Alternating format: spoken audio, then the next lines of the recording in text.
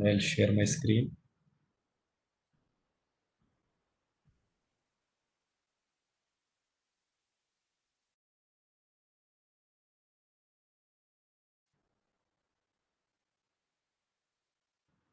So we start today. So good morning for joining. IBP supply module, which is a different module itself. It's a part of SAP module. So IBP, as we had seen earlier, so one of the licenses about IBP SNOP two things is demand is supply review, and that is what the time-based supply, and that is what we're going to learn. Now, Vikas, if you're able to see my screen, the question that you have asked, the link that I'm highlighting on the left is what's new in uh, what's new in.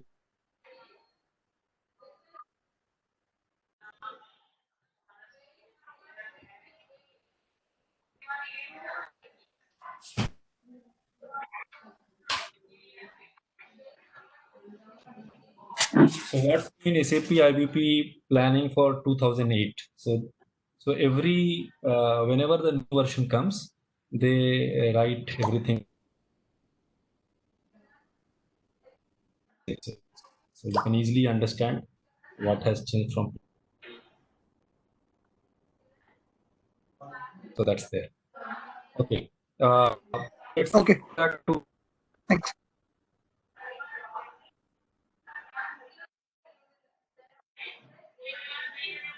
Uh, we'll go back to day one, and let me first explain you what are we going to do today compared to I mean connecting to what we learned on day one. So this is the day one sheet, and you will Pankaj, yeah.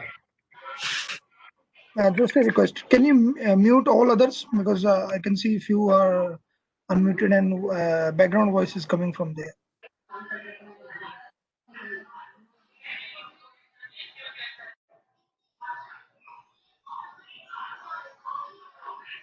I think Pratap is on, means unmute. Can Uh, all right.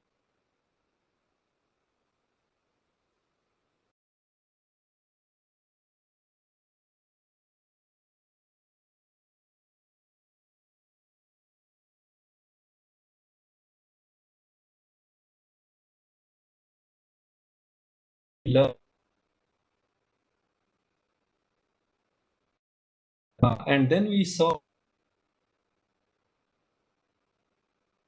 do we do STR because that the additional stock to this look. So this process is called uh, uh, which is responsible for generating a document will help in getting the stocks at your location. Okay, so that is the meaning of supply planning. Now the sub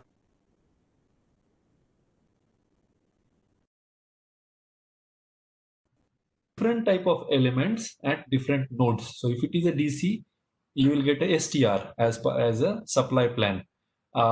If it is a production plant, you get a planned order as planning. So supply planning is a process in which you will get an element to that node, which is responsible for bringing stock at that node.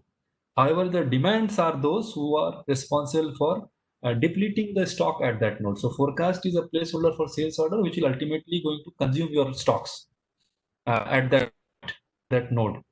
So with respect to a node location, you will always have demand and supply. Demand and supply. So this is how SAP looks at supply chain planning and management both. Okay, in mind. Um, the PPT. So I am starting. So we'll do PPT in half an hour, and then we'll go back to the system to see how it works. So time series supply. Okay, as I spoke earlier, this is the part IBP SNOP. There is an order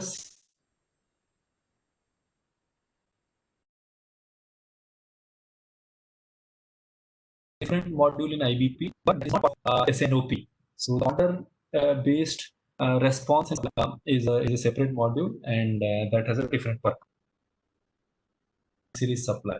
Time series supply is used for supply review processes, which is being utilized in your sales and operational planning. Okay, so that is the purpose. Content time series master data and heuristic versus optimal. So we'll look at all this. Supply.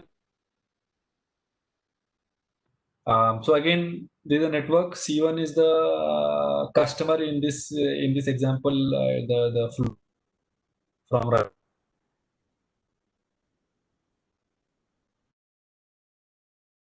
finished product. DC is the distribution center who supplies to the customer. PL1 is the production plant.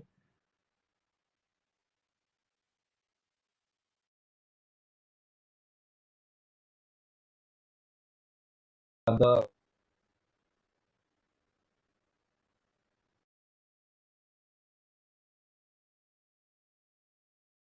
next shows PL. Pankaj, Pankaj, Yes. your voice is is not able to hear. Okay. Your voice is stuck. Pankaj, you are breaking continuously. I think you are bad. Yeah, you are bad network. Okay. Is it okay now? Is my voice better? Something is better. It's Okay. better now. Okay, it's better than earlier. Yeah, Okay. it's better. Now I put that, so I think it should be better. All right. So Yes, sure. thanks. So you can observe here in this diagram that your C1, DC1, and PL1 at these three locations, we have listed the FG, which is nothing but your finished product, finished good, finished product. But at S1, you can see there are RM1 and RM2, which is the raw materials. Nothing very special here. We have been talking about this for the last 2, 3 to 4 days now. Now it's a medium complex supply chain. So there is another company where there are multiple DCs, multiple plants, multiple suppliers, and this is how the demand is flowing. This is how opposite to the demand flow. This is how the material will flow. Okay, nothing new. Then there is a complex where there are so many different flow happening in the network. Okay, so this is a complex network. In reality, in real life customer situations where we implement IBP, etc., normally we see this type of network, multiple flow of material and information happening across multiple DCs and plant suppliers and customers. Okay, so it is just about understanding that. Now we will learn how do we do supply planning. Okay, what are the steps involved while we perform the supply planning? So keep a good eye and try to understand this because there is a math that will happen here. So initial requirement heuristic starts with, so forget heuristic for now. So supply planning starts with forecast release from demand planning. So we had seen yesterday that we generate the final global demand plan quantity, which means we were able to get the forecast or the final demand. I should not say the forecast because forecast plus event plus etc. everything else creates a demand. So we get the final demand for a DC product combination. DC product and customer was also there for that combination. And so the first step here is to release that. So the moment you release it, and for now, since in this example, there is no customer, so it will be released to your distribution center. So you can see there are 3 forecasts, and obviously we are showing only one forecast here. But in reality, what will happen? We will have 104 weeks of forecast. So we'll have 50, 50, 50 for 104 weeks. For simplicity, we have just kept one forecast value here so that you don't confuse for the future purposes. So I hope you are able to visualize that why these forecasts are only appearing on the distribution center and not at the regional distribution center or the factory. So can somebody tell me the reason why the forecast is only appearing on these three and not the other locations? What it means?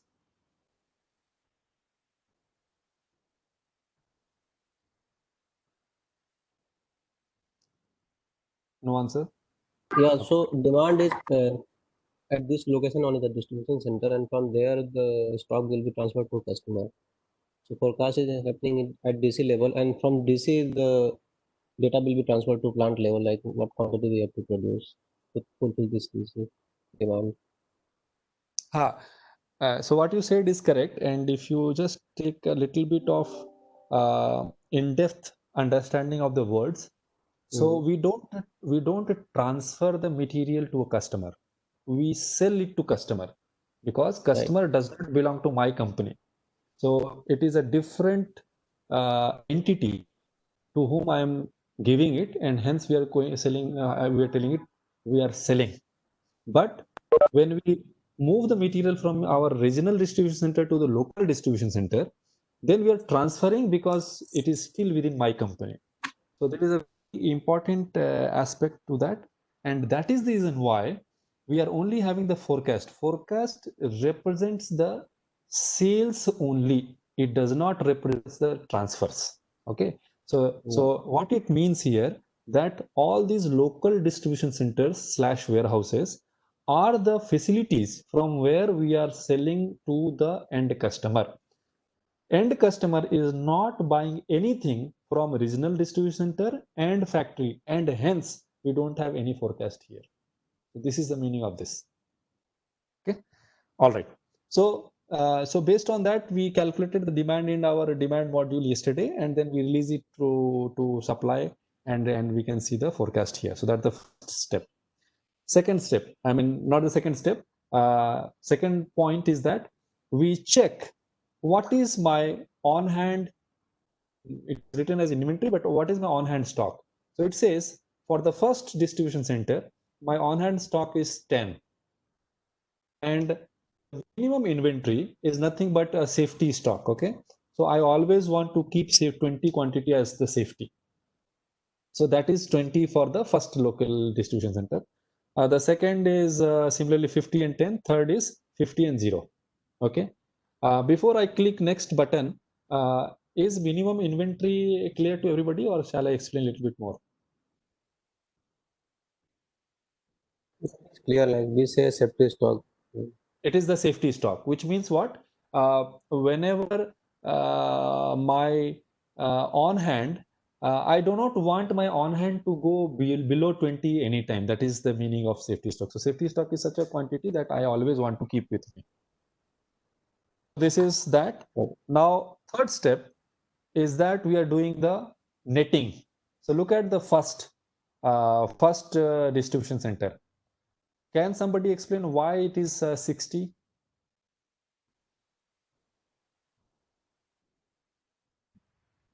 Yeah, 10 will be added with this minimum inventory level.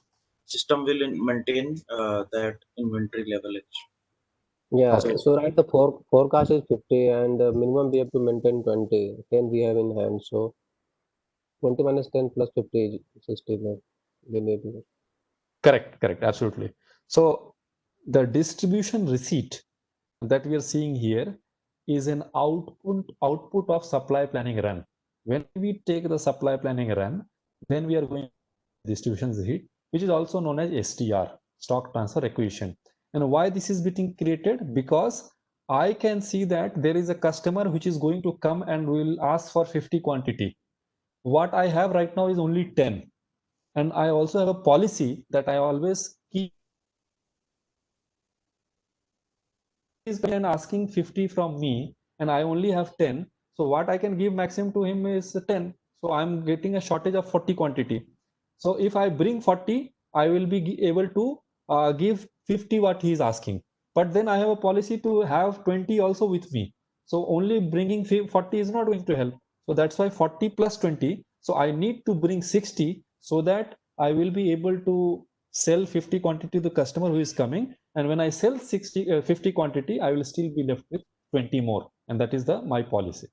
So this is the meaning of this. Okay.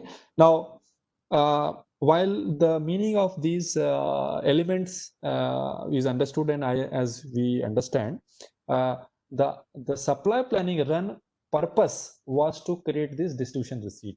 So since this situation of having forecast, inventory, and minimum inventory, etc., is there for each product at each location. So if you want to know what is the shortage and how much you want to bring to that distribution center, you cannot do it manually. If you do it manually, it will be very difficult. So that's why there's an algorithm engine, supply planning engine, which performs this for you.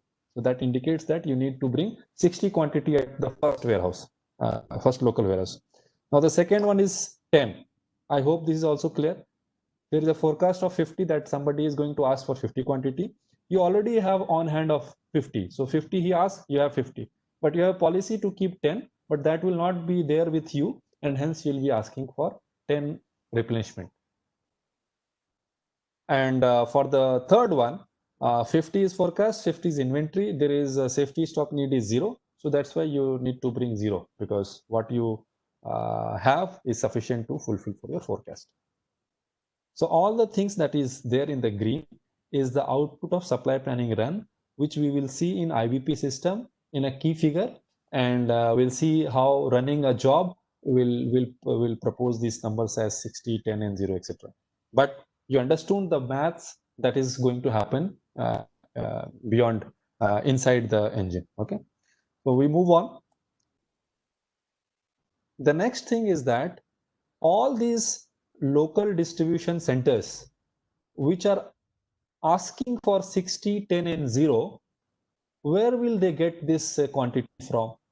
So they are connected to one regional distribution center. So that's the place which is passing this, which is transferring the materials to all the local distribution centers. And hence, all these distribution receipts that are there at the local distribution center in turn creates a distribution demand to the regional distribution center. So can somebody tell why it is appearing as 70?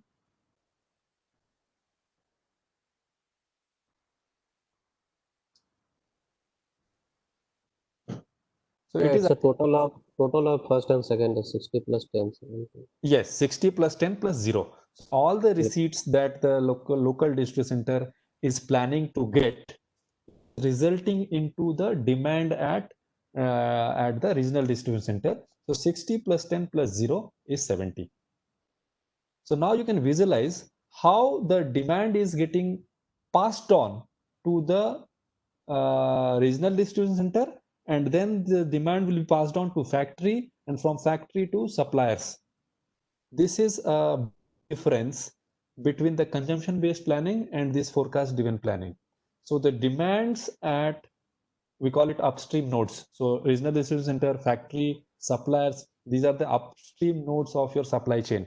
So the demand at these upstream nodes are being driven by forecast after supply planning run. So supply planning run percolates the demand across your supply chain in the upstream direction. There is no individual demand calculation for these nodes. So that's the very big difference between consumption-based planning and this forecast-driven planning. So if you don't run the supply planning algorithm, you will not be able to see the demand at your regional distribution center. You will not be able to see the demand at your factory or the production plant. Okay, so that's a different way in which the planning happens.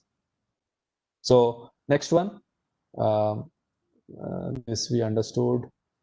This is so similar to what happened to the local distribution center.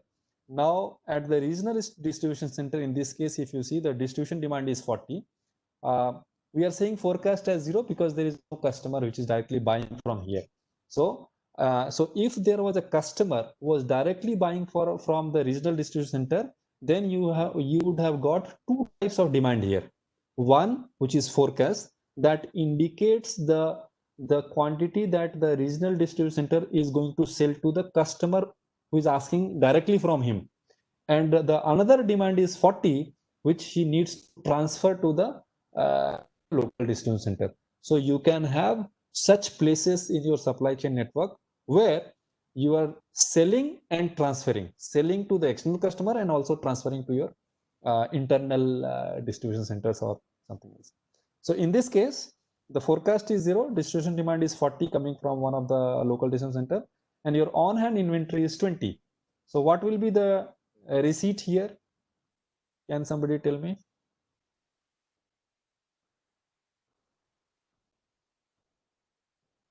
So 40 is the will be, yeah, yeah. 20 will transfer to plant like for the production because 20 already in the No, stock. don't go to the production. Okay. Okay. See, always remember, at one location when we are talking, we are looking at that location from two perspectives. One, what is the demand?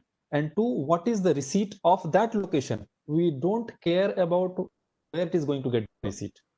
So when we are talking here for this regional distribution center, we are only looking at this location only. And when I look at this location, I'm looking what is the demand and what is the receipt that this location needs. So the demand for this location is 40, and since there is on hand available is 20, so what it needs to bring is 20. From where it is going to bring, who is going to produce, all this will happen automatically later. But at this point, when I'm looking at this location, I'm only focused about the demand and receipt of this location. That's all, nothing else. So receipt document will be generated, right? Receipts, this distribution receipt of 20 will be generated, and this distribution receipt of 20 in turn will create a quantity for the plant, which we are not showing here right now here, but that will in turn. So STR and STOs are having two nodes. An STO will have a positive node location, and it in turn has a negative node at the supplying location. So that's how it works. Okay. I think we have not shown here what happens at factory. So similar to what happened to this regional distribution center, you will get a distribution demand of 20.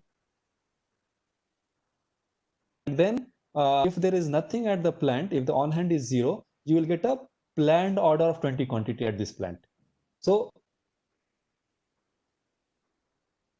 to see a demand element and a receipt element, demand element, receipt element. So that's how it works.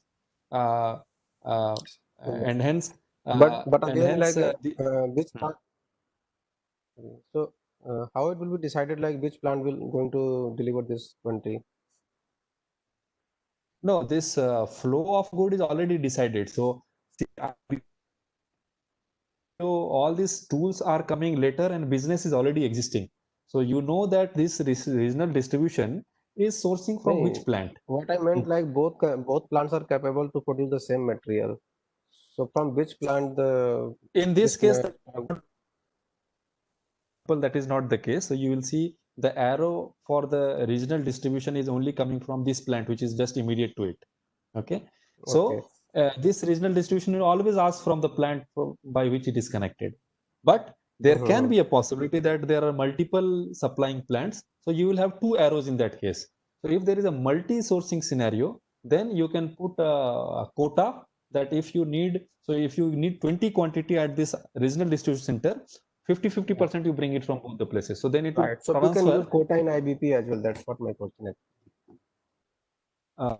Come back again. We can use IBP in, we can use quota in IBP also, like that's not. Yes. Okay. Quota is there, priority is there. There are a lot many things that you can do in IBP. Okay. So that's how it goes. So over here we started. I think we tried to include another aspect of supply planning. So what we discussed by now was only about Mohammed. You raised hand. Any question? No, Pankaj. Okay. All right. So coming back to our center now. So we saw that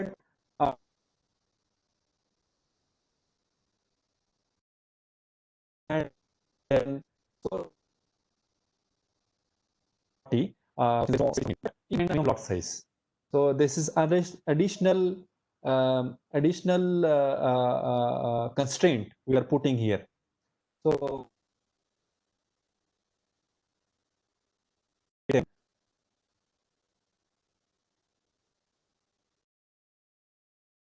this, what will my distribution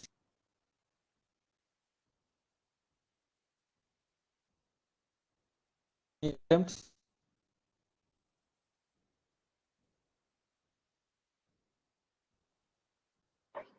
100. Yeah, correct. So if that you will get a distribution receipt of 100. I hope it is clear to everybody. What happens is that we still needed 40 only.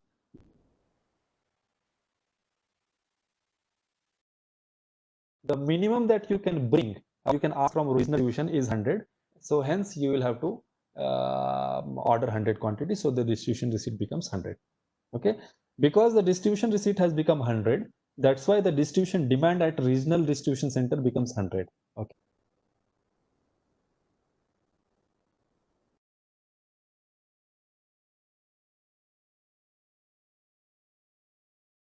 So the receipt becomes 100, and then the distribution demand has that is needed from plant. So at plant demand is stock on hand, then if the stock on hand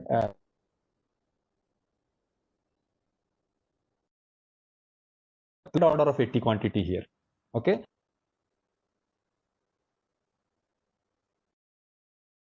Visualize here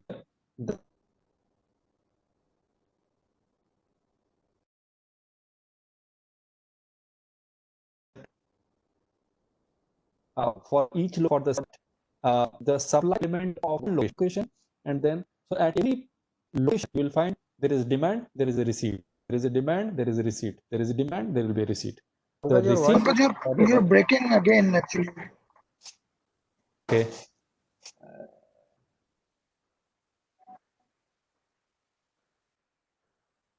I think it's a network issue. But Pankaj, today that network is not. Yep.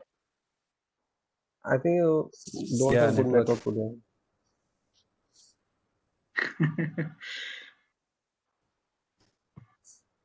not great today. Yeah. Weekend, right, It's Pankaj? my That's the reason. hotspot. Weak signal is the weekend. It is also showing like it was planned only for 3 days. Why you extended for 4 days? We are not going to support. Well,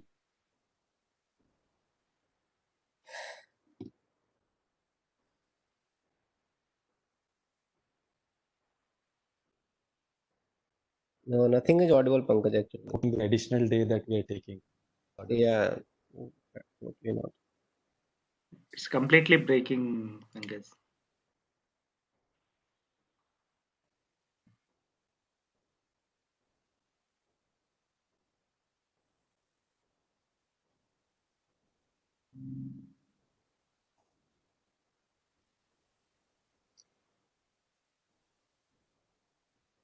Hello? Yeah, Pankaj. Yeah. Audible better now? Yeah, for now. Yes, for now. Okay, good. So I used hotspot now, so Wi-Fi, no more Wi-Fi. Okay, so let's move on. We saw that. So what I was saying was for each of the in my supply network or the supply chain, at every place I will demand and I will have a supply. So that was the most important point that I wanted to drive in. Plus, we also understood how the calculation happens behind the scene to calculate the supply elements, and then we also saw that impact of safety stock, minimum lot size. So there are few constraints or few characteristics that can impact the quantity of your receipt elements. So I move on.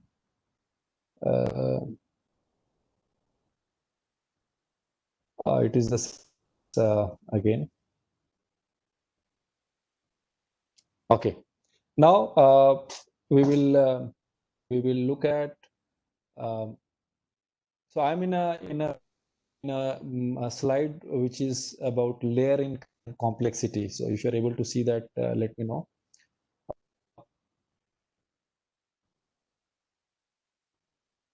in this example, our network is this. There is a production plant that produces the FG. It sends to LDC, and from there it goes to customer. So as seen, at each node, you will have demand and receipt. So at the customer node, the demand is represented by a key figure called consensus demand. Okay, and you will see as we are showing here, you will have these consensus for each of the weeks. They are just representative numbers. So in this slide, we are only trying to show the point that we discussed, that at each point in the node, you will have a demand and a receipt. So at customer, it is consensus demand and total customer receipt.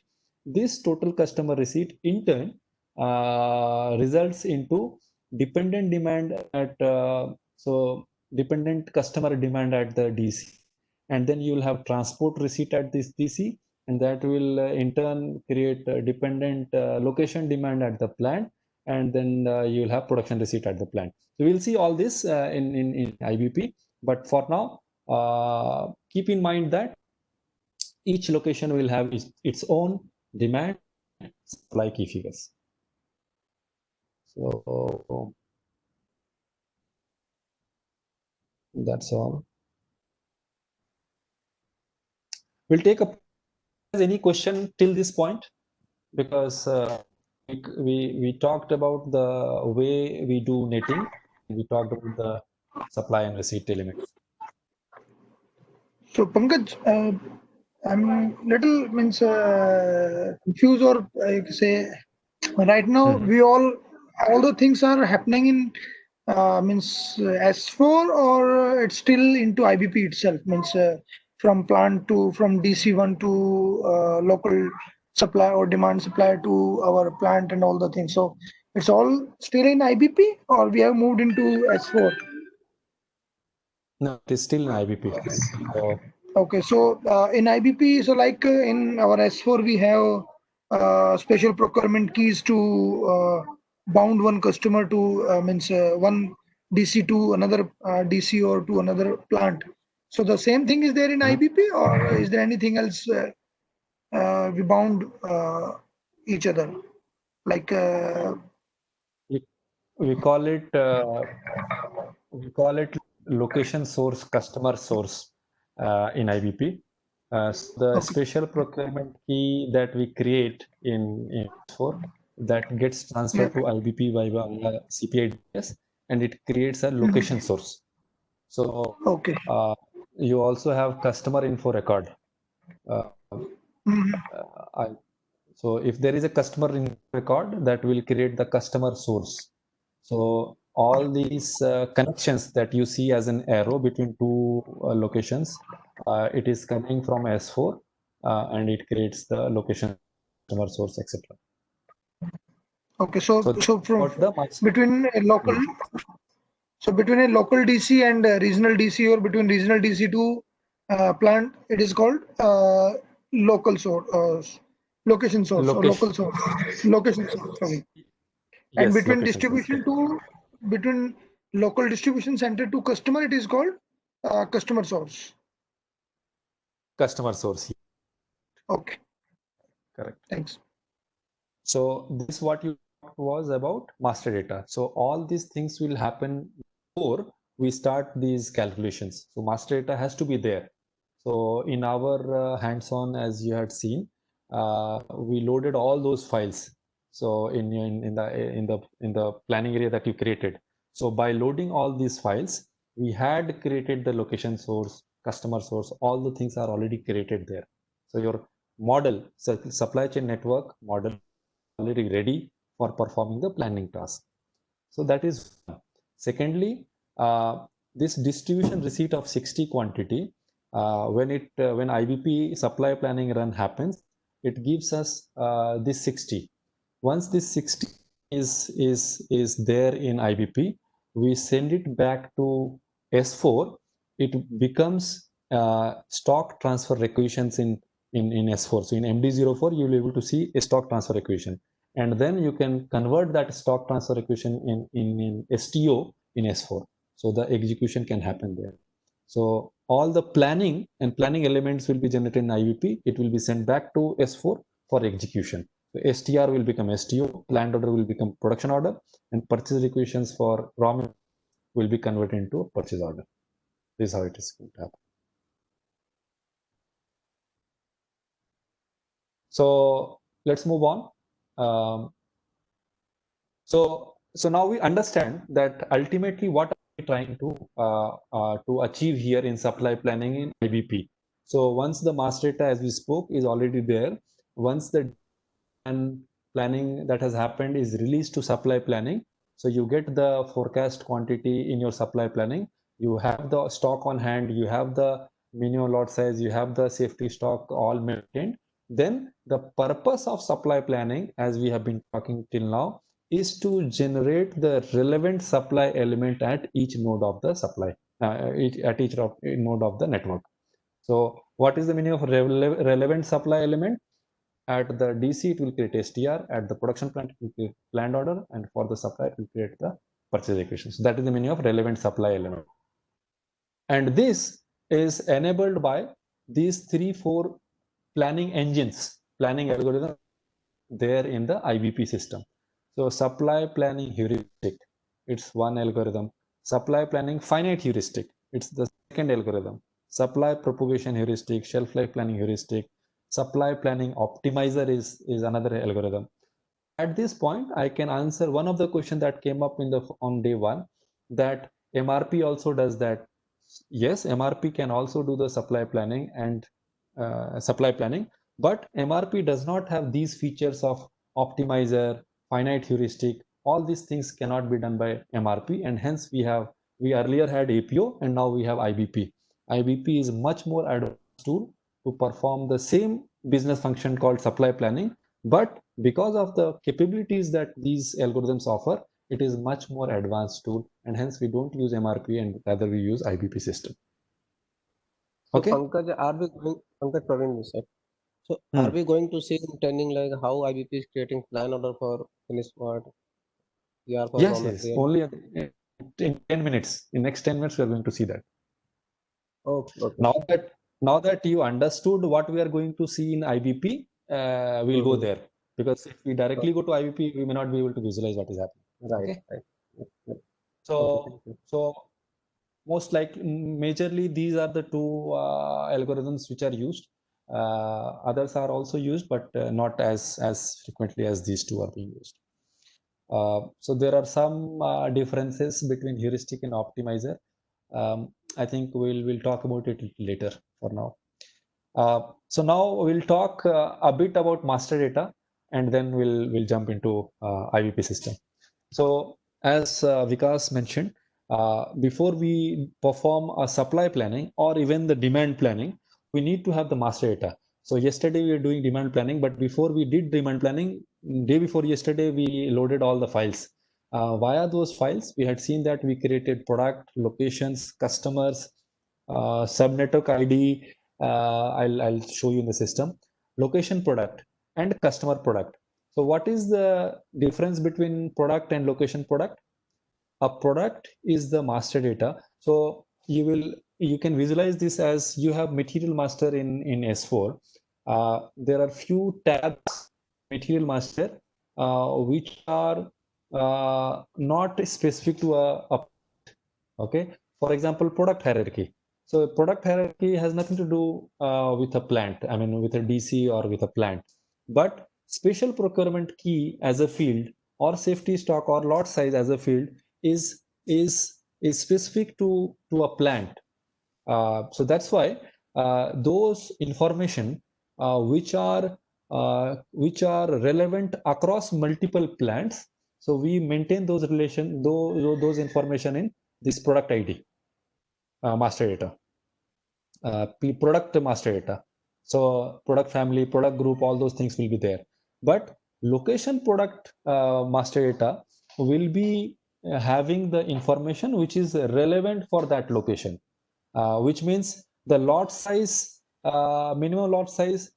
So for regional DC, the minimum lot size can be 50, but for the child DC, the minimum lot size can be 100. So such information which are very specific to a location, that will be maintained here. We already have the file, and if you open that file, you will be able to understand what are such information which are specific to a location, and what are the which are the fields which are not specific to a plant. So that's why we have these master data, and such information are maintained in this master data. The second one is related to transport. So customer source of supply, we talked about it right now. So the connection of a customer to a DC is enabled by this master data called customer source of supply. Validity is fine. And the connection between a distribution center to the supplying distribution center, or for a distribution center to a production plant, is being done by location source. So these are some of the important master data that has to be there before we run the supply planning engine. Production master data. So if a plant order has to be created, you need to have a resource. We need to have a production source resource. So production resource has some information which is relevant for capacity consumption calculation. Okay, and source of supply header. So let me show you these master data before we. I can show it directly in the IBP system. So I'll show it to you there. Key figures are fine. Lot size parameters, safety stuff. So this is fine. Now it's time to go to. We are going to IBP system. Anybody has any question till now? What we have discussed or covered? If then I am going to Excel. So Vikas, you had uploaded all the master data files, right? Yes. Okay, so then we'll go to your planning area itself and we'll discuss it. So we have 1 hour and 15 minutes remaining.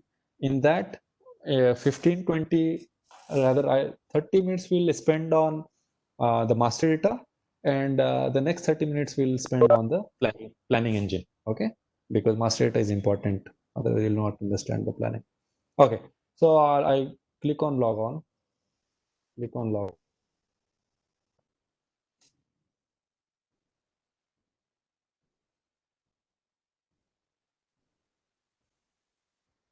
And we will focus right now on that one product, which was IBP-100.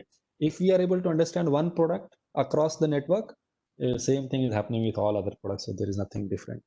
So concept remains the same.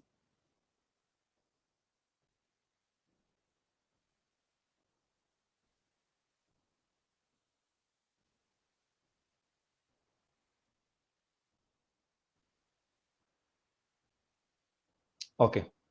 So little bit about this screen as well. Okay. So you have seen that I have been logging from this button. So this is where we come and log in.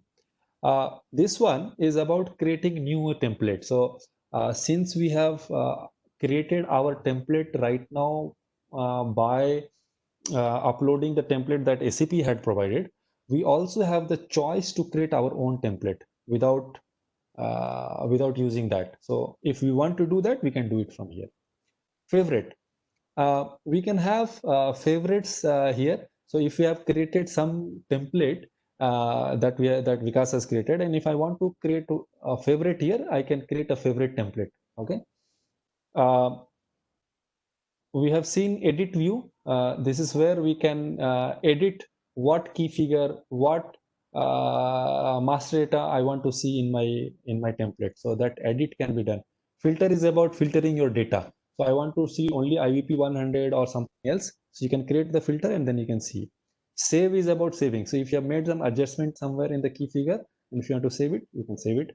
Simulation is about running an algorithm, but don't want to save the result. If you want to do that, you just want to run forecasting, but you don't want to save the result. You just want to see what will happen if I run this forecasting. So that is how that is what the simulate button. Refresh, just to refresh the Excel sheet. Go offline, I don't know. I have not worked on that. This is about alert. If there is any alert, it will appear here. This is very important, master data workbook. So I am going to show you some of the master data that we have discussed right now. So I will click on create. So if you click on create, it opens a new window. Okay. So I want to see a master data called, let's say, customer. Okay. I click on edit here. I can also choose to give one of the customer. Okay. So there are multiple customers that were loaded by Vikas via that file. So if I want to, or let me not give anything right now. So I want to see customers. So if I click on this customer, it will open a window, a new Excel that shows me this. So in my planning area, I have got 13 customers, and so customer is my master data. All these columns that you're seeing right now here is the attribute. So customer ID, this number is the attribute. The another attribute is channel. So they're all belonging to a channel called direct. Customer country. So China, Netherlands, Great Britain, France. So they belong to these countries. So these are some of the characteristics of these customers. So this customer belongs to direct channel. It comes from country D. Description is Berlin. So D is Germany actually. Customer group is industry, reason is India, whatever. So all is master data. So this is customer. Similarly, if I want to see customer source,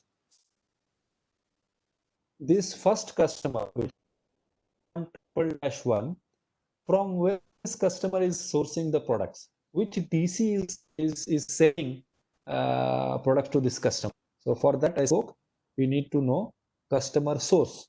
So this is the customer source. Okay. So if I click on this customer source, IBP 100 product. So we'll now start focusing on this product. So IBP 100 product is sourced by this customer from this DC 3710. So ratio 1 means 100%. So if 50 quantity of this is required by this customer, which means if there is a forecast of 50 quantity for this customer, then it will be sourced completely 50 quantity for this from this location. The other customer, which is 171, is sourcing from 1720. Third customer, 181, is sourcing from 6210. Same product. The ratio is 100%. One means 100%. If there is any other information, there are some few more fields. If they are maintained, they will also have some impact. So that is, so you understand. So if I now, let me build. So if I take to this Excel, and we will start focusing on, so I'm going to focus on this customer only. So what happens, this customer is buying IBP 100, and based on this data set that we have, it is buying from 3710. So this is the DC, and this is the same product. This customer source master data is nothing but the arrow that we have been seeing. So this is that arrow 37102. This one is that customer source. 100% it is buying from here. So this is only one. If there were multiple, then 50-50, then you will have multi-sourcing here. But in this case, it is 100%. Okay. Now, I need to know 3710 is getting this IB100 from where. So that we will get to know from the master data, which is called location source. Location source. Location source.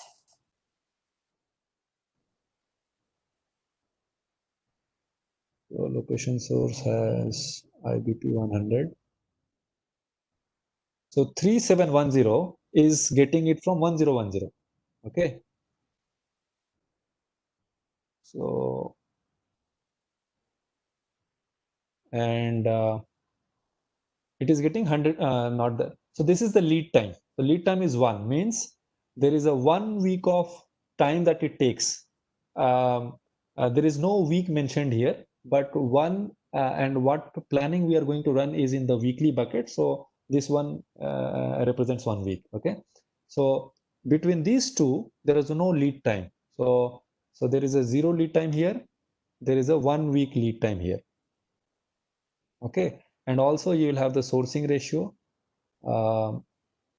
which is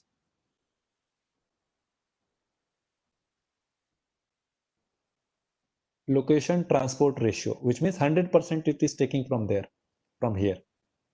There are many more fields I'm not talking right now, but if you maintain values in these fields, they will impact our planning. So that's what we will be learning as we work more. You will understand the impact of these fields in the planning results. But for now, it is sufficient to understand two things. One is that it is taking 1 week to send the material from here to here, and it is taking 100% from here. So this is our network now for IBP 100. Okay. Now, obviously, at 1010, this is the production plant, so it will be produced. So, so you need to have production related master data as well. So customer source and location source are the distribution related master data. Now we are going to see production related master data over here.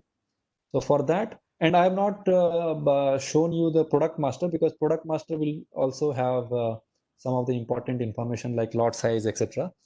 So let me show you at least product location. So similar, so what we have seen, so this is the location product. Also we have, let me, product, and we will look at product, location product we have seen. We will look at resource. We will look at location resource. And by the way, all right now has been loaded via file, but in a real project is all coming from S4 side. Production source header, production source resource, and production source item. Okay. So let me, and I will put IBP 100 just to ensure that we are not having lots of data to understand.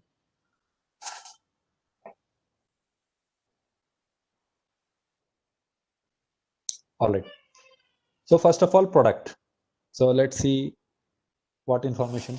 So IBP 100 is a product which is having ABC code as A, brand is brand 100, material type is FERT, etc., etc. So you understand these are all such information which is not location relevant, not location specific. So base unit of measure is always going to be each, whether it is we are talking about this product at 3710 or we are talking about this product at 1010. Depending, it doesn't matter which location we're talking. So that's why all such information which are not location specific are there in the product master.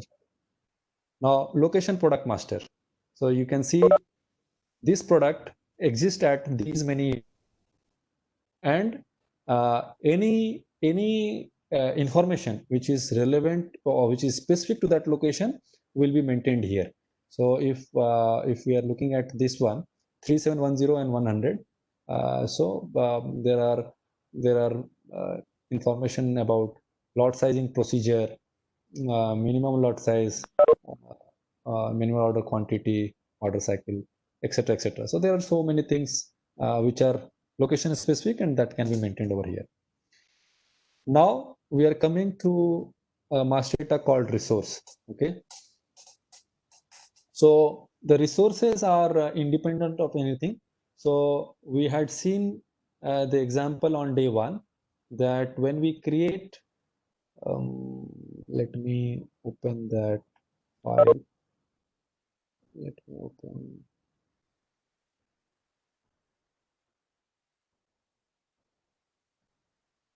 model configured. So we had seen on day 1.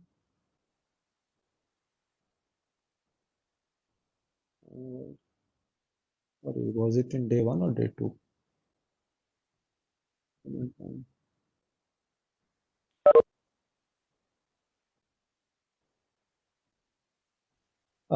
We had seen the bomb structure.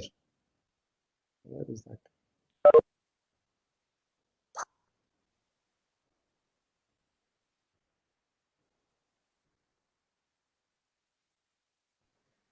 Okay, I'm not able to find it, but anyways, so let's move on. So what I was going to tell was, we had seen that while we were creating, okay, that was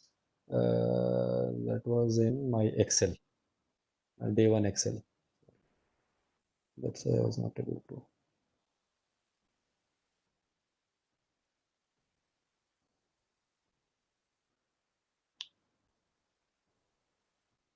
Yeah, so you will see here that while we produce IBP 100, sub-assembly, assembly, and packaging, there are 3 operations that we are performing while we take the raw materials into account.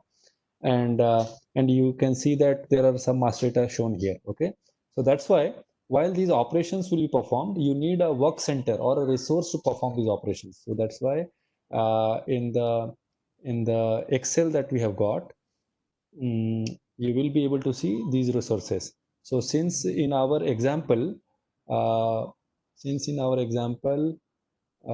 we are going to look at IBP 100. So at 1010, so these are the three relevant resources that will be used. So we created resources here. Okay, location resource. So it will have the information about location specific resource. So if I click on 1010, so these are the 3 resources that will be utilized. And then here we maintain what is the capacity that this resource has. Okay, capacity in terms of hours. So those capacity informations, here the capacity indication is X, which means we will use key figure to maintain the capacity. Otherwise, we could have chosen to maintain the 20-hour capacity for a week, etc. So we could maintain it here. So in location resource, we maintain the available capacity of that resource. So that's that other master data. Now production source header. This one is about it's a source ID we create here. So we say this product IBP 100 will be produced at location ID 1010, and it will have a source ID this. There are some other fields, output coefficient. So this is the output, 1 quantity will be produced, and the production type ratio is 100%, etc., etc. And the production source is P, means it will be produced. So all in all, you can just imagine that there is a source ID that we maintain here, and then there is a next which is called production source resource. So in this is the source ID, which is 1010 IBP 100, and it says that it will be worked upon assembly and packing. There are 2 operations that will happen, and it will take 1 hour per quantity. So if you produce 1 quantity of IBP 100, it will consume 1 hour. That is the meaning here. So 1 hour. So whatever we are using the unit of measure for available capacity, similar consumption will happen. So you saw the availability of capacity for the resource is maintained here in location resource, and the capacity consumption requirement for the product is maintained here in the production source resource. Okay, and there are some more fields that are maintained here, and the other master data, which is production source item, that indicates that when you produce IBP 100 at 1010, you will be needing 101S and 103R. So the BOM information is there in this master data. And how many quantity of this BOM component will be required is 1. So to produce 1 quantity of IBP 100, you need 1 quantity of 101S and one quantity of 103R. You can change it here if you want, but we don't change it because we bring it from S4. So I'll take a pause. Are you able to visualize these master datas now? So this is what we loaded via Excel. This is all that SAP gave us so that we can read, study, and understand. And these will be now used in our planning purposes. So Pankaj, like if some master data is not having in S4, but we have loaded in Excel, so won't it give error at the time of creating the plan orders and all? If some master data is not there in S4, Yeah, but we have loaded in here Excel. we have created directly in Excel. Yes, we can do that. So we won't get any error at the time of creating the plan order in S4. No error, no, nothing. So that's the beauty of IBP over APO. APO was less flexible in terms of what you can do with master data. IBP is very, very flexible. All these fields that you're seeing here are all editable. Even though they are coming from IBP, they're still editable. You can make changes here. And if they are coming from IBP, S4, by the next job run, they may get overwritten, but the edit feature is available here. You can change it. Okay. What is this source ID? Means, is it the same resource or it is only hypothetical number which combines? Yes, you're right. So it's a hypothetical number. In April, it was called PDS ID, PPM ID. Yes, yes. In S4, you can visualize the production version number. So it is similar to production version. So production version has BOM and routing information in S4. Similarly, this source ID is the unique number that has resource information, item or the component information. So it's the binding one placeholder, the source ID. So we won't find it anywhere in S4, I think so. No, Only you don't for find it. Yes, okay. but you can, when the CPI DS is being configured to bring the data from S4. So all these things that we are seeing here, production source item, it has these components 101S and 103R. From where IBP understands? It understands because when you look at the BOM of IBP 100 in S4, you will find these two components there. So we do the mapping. So we take the BOM from there and we map that BOM to this production source item. We take the production version number there and we map that production version to source ID here. So that's how they will be linked. So production version of this IBP 100 from the S4 will be linked to this 1010 underscore IBP 100. Yes. So you can choose to name the source ID exactly equal to your production version, or you can put some prefix, suffix, but that is how you can connect. So production version of S4 becomes source ID here. The BOM components of S4 becomes product IDs here in this production source item. So this is how they are connected. In your BOM in S4, you will have the ratio that one quantity of your IBP 100 requires two quantity of IBP 13R. So that will be in S4. So that will be connected here, and that BOM ratio will appear here in component coefficients. So all are mapped. Everything is mapped. Everything is coming from S4. Ratio means this component coefficient is quantity, means how much IBP 101S is required to prepare this one quantity of. Yes. And so do we like in S4 we maintain one base quantity also for this IBP 100, that okay, for IBP 100 base quantity of 1, I required one quantity of my IBP RS. So is there anything that we are maintaining? This is the base quantity. This is the base quantity. Okay, output product coefficient. Yes. Okay. So everything that is there in S4 comes to IBP. It's just the nomenclature is different. So when we do the configuration via CPI DS, we as the IBP consultant, we know what is S4 means what in IBP. So we tell it to the CPI consultant and they make the connection. So this is the base quantity of our output product or the finished product. Okay. Okay. Good.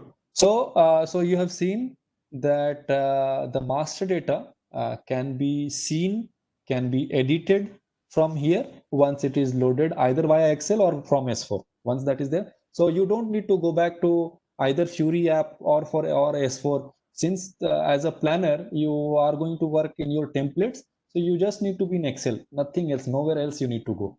Only Excel is sufficient for you to look at the master data, change the master data, everything. And So one if more question, Pankaj. yes, Sorry to interrupt. yes.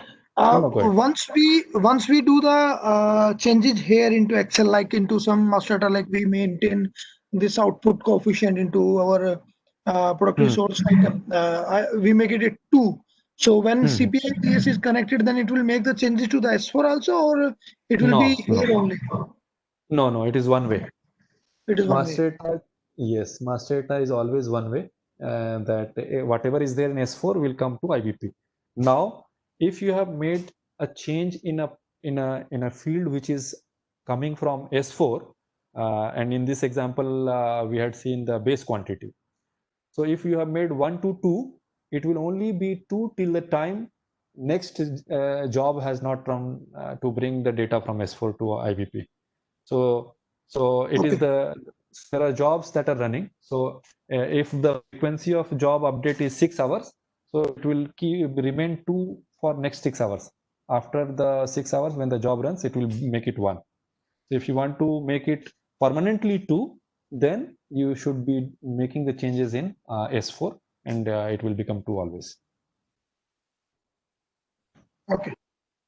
Okay. All right. Good. So we understood 2 things here now. Where is that Excel which I started with? Okay. So let me write down some of the master data here. So customer product. Okay. And obviously customer has to be there. So one is customer. So customer is there, customer product is there. Then third one is customer source. Correct. So these 3 master data is the bare minimum requirement that we must have in our system.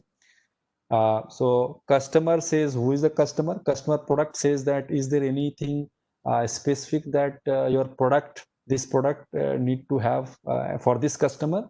And then customer source says that from where this customer is going to source this product. So then you reach here. Again here you will have location, location product and location source. At least these 3 are required. So because of the location source, you will know from where this product is going to come from. Okay, so here again at this point, location product, and since it is a production plant, so then we will have lot many other master data, which is production source header. Then so production source header will essentially have the source ID. Then you will have production source resource, which will tell you what is the consumption that is going to happen. Then you have production source item, which talks about the BOM. You have the resource, you have the location resource, which talks about how much available capacity I have. And Pankaj, like we are saying location as a plant here or DC here. So what about the storage location which are available in S4? So how they are mapped into this IBP, or they're not mapped here? No, so normally we don't plan at storage location. We always plan at the plant or DC level. But if there is a requirement to plan at the storage location level, then we will define that storage location also as a location. Okay. Okay, and then we can plan it. All right, so these are 3 locations. Now at this point, when the planning of IBP 100 will happen, we will also get the requirement of 101S and 103R. Correct? IBP-103R. But 103R is not produced here. 101S is produced here, but R is not produced here, which means it has to be brought from somewhere. So from where it will be brought? So we'll have to have the location source for this also. So let's see if our master data has any location source for this product. This one.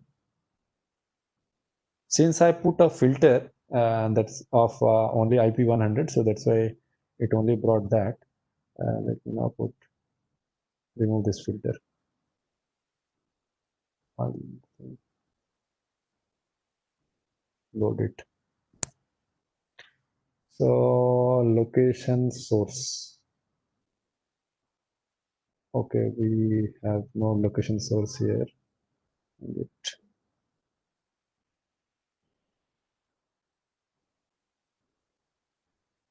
Location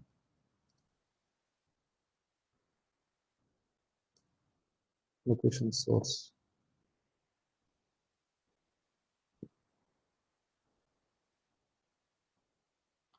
Location source,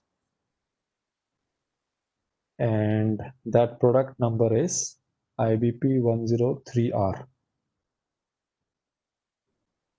So it is coming from a supplier. So this is a supplier. So it is coming from this supplier.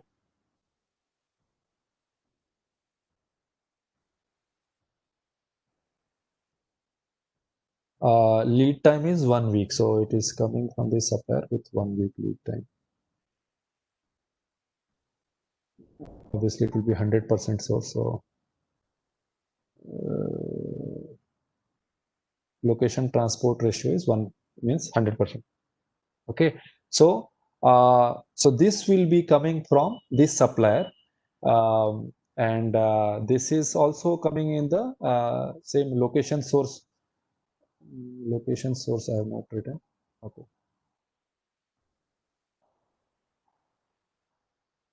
So another master data which is relevant here is location source.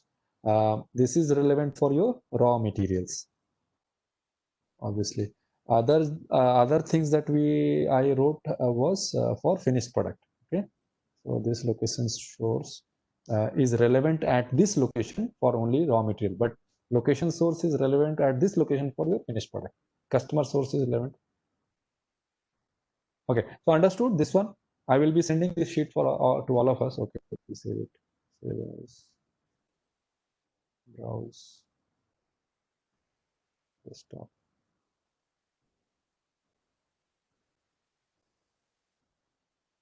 Right. So master data is clear, so that we can go to the planning then. So I hope this is clear now. Yeah. Okay. So now I will go to the template which is for supply planning. So you will see these are SNOP related templates, standard templates that SAP has provided. As I spoke in the beginning, that time series supply planning is a part of SNOP, and hence 50, 51, 52, 60, these are all supply planning related templates, but they belong to SNOP process. From 10 to 40, these are all demand review related templates. Since we don't have time and we have not included that in our training right now, so these templates will also help you to perform the demand review process of SNOP, but from 50 onward helps us to perform the supply planning related part of SNOP. So I'll click on 50 and then we'll start learning how the supply planning is going to happen.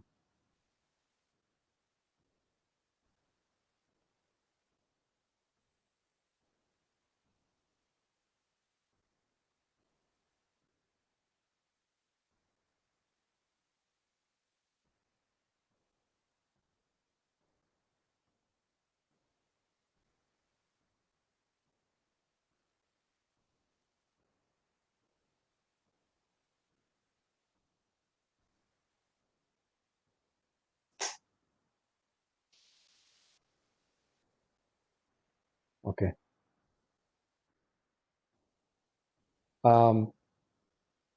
So this is the supply planning template. It is a heuristic template. Between heuristic and optimal, we will talk a little later. It has multiple tabs. Okay. If you look at these tabs, so first one is customer demand. So in the customer demand tab, you will be able to see the customer ID, the product ID, customer reason is there, but that is not that much important. So product and customer. If I go back to our example, now let me close this. It's not needed. Don't save. Okay, cancel. I am going to make a favorite. Okay, so that MD, if we need it, we can see it.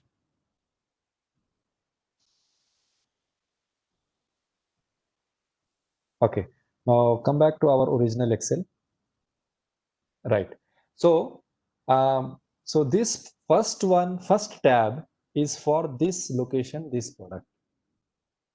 So the key figure called consensus demand, this key figure represents the demand that we have of this product at this location. So consensus demand. And how much is the consensus demand value?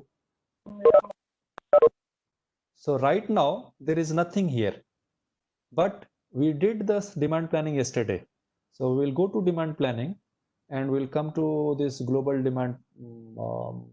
Let's go to local for now. Local demand plan.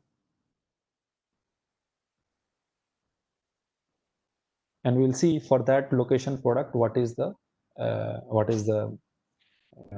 demand that we have.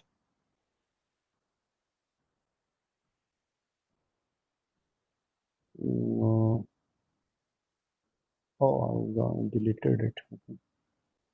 So I don't want. So here in this sheet, so we had 4 attributes. I don't want location ID and product family for now. So I remove that. So customer ID, product ID, only these 2 things I need. And in filter, I only want now. I only want product ID, which is IBP 100. Okay. So if I do that, the template will change.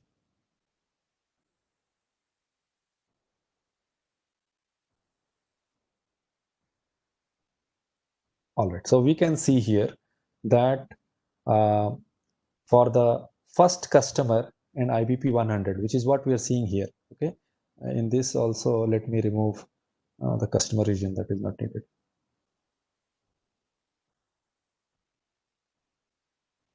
Customer ID, product ID is sufficient for now. And also we don't need, let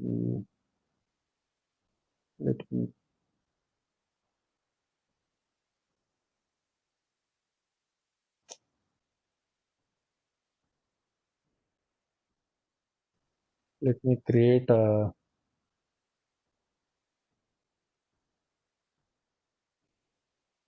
IBP.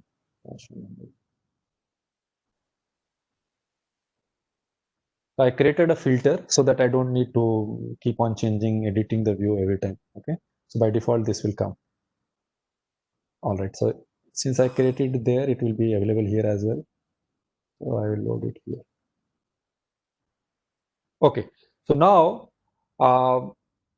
we can see that for supply planning purposes, we need to have the demand in this key figure called consensus demand.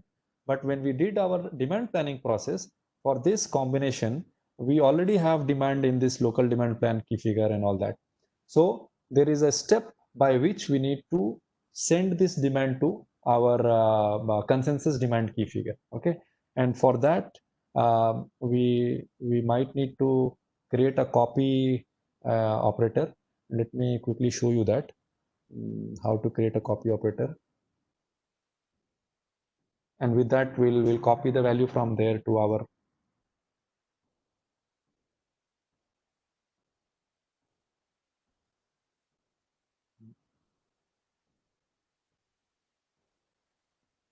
or maybe what we can do is for the simplicity I can manually put some value in the consensus. Well, let me show it. It is important.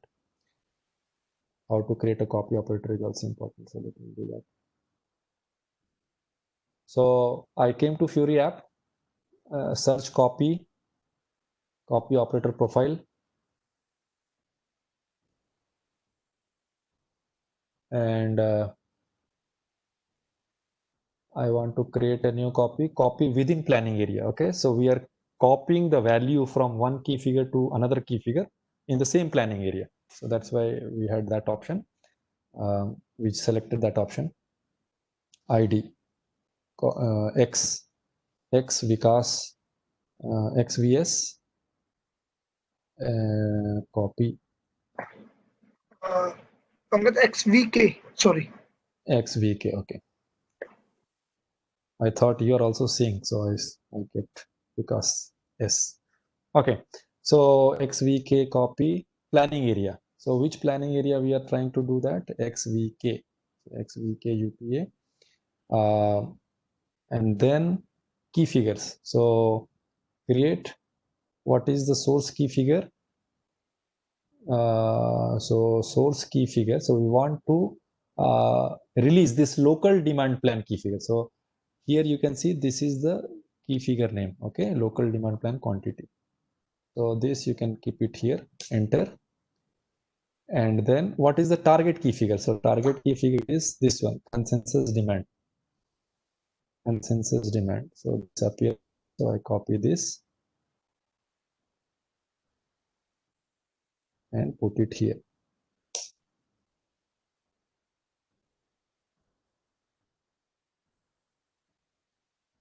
So you will see the planning level for these two key figures are different. It is at weak prod log cust. This is at weak prod cust. What will happen in this case?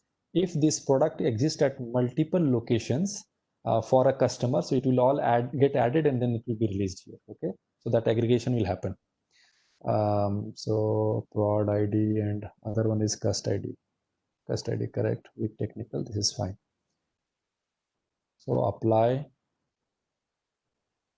So we have created a copy and click on save.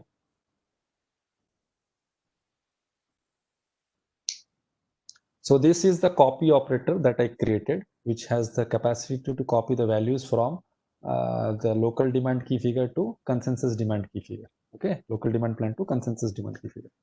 Okay, now that we created this copy operator just now, in Excel, we will have to disconnect and then reconnect. Then only it will appear. Disconnect. Did I mention that it can be?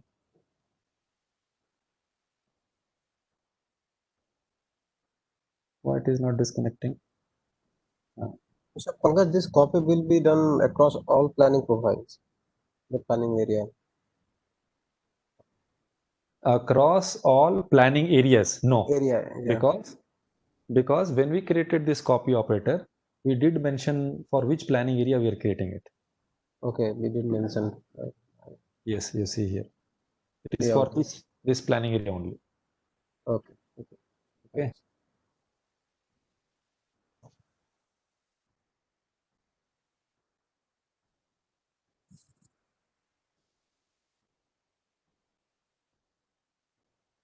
Okay, so I logged back in.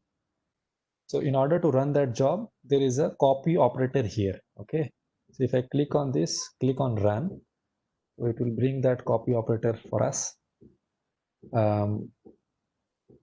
XVK copy. There are several other standard copy operators which are having source and target key figure and which are appearing here, that have come because Vikas has copied the SAP IBP 1. So by standard copy, we got these copies, but none of these have. So in standard, what happens? Your consensus demand is coming from this consensus demand planning quantity. So we could have used this copy as well to release our plan demand to consensus demand, but we created a new copy operator where we will be releasing the local demand plan quantity to the consensus demand. Okay, so this appears here. Target is each. Filter, let's not apply filter, so it will release for no, let's apply filter. So I actually want to release only for one product, okay, which is not the product that we are working on. So I want to release for 110, not for 100 also. Okay, so this is just to show you how do we release it for 110. For 100, what we'll do, we'll put only one demand so that we are able to track the results. So the job is running now. It's running. So let it run. In the meantime, let me add the other product, which is IBP 100, so that you can see the copy. Sorry, 110.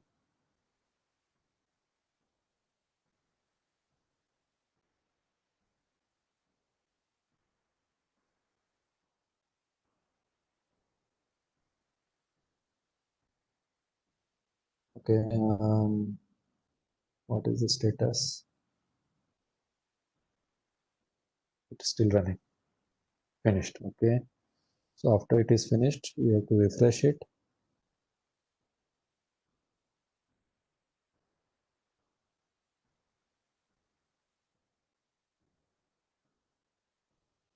So you can see there, the numbers have come.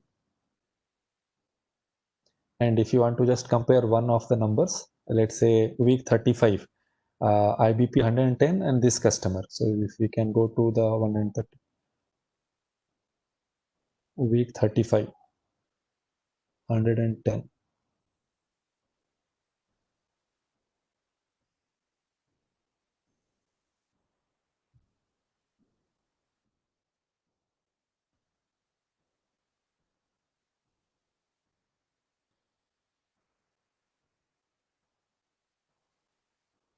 So this is the first step before we do supply planning, that we release the forecast from demand to supply.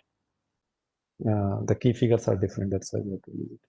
Okay, this product 110 quantity, week 35, the value is 298, and we can see the value has come as 298.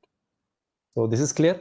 By copy job, we send the final demand quantity to the consensus demand quantity in supply. All right. Now, I purposefully did not send all the buckets data for 110 because I wanted to manually put one value in one of the bucket and show you the planning for that in one bucket.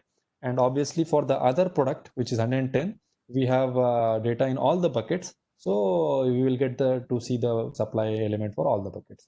So for now, let me put a value for this key figure.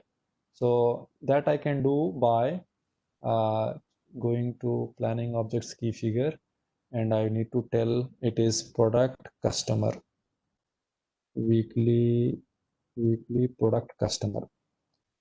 So at this level, I can change this key figure, which is consensus demand. Consensus demand.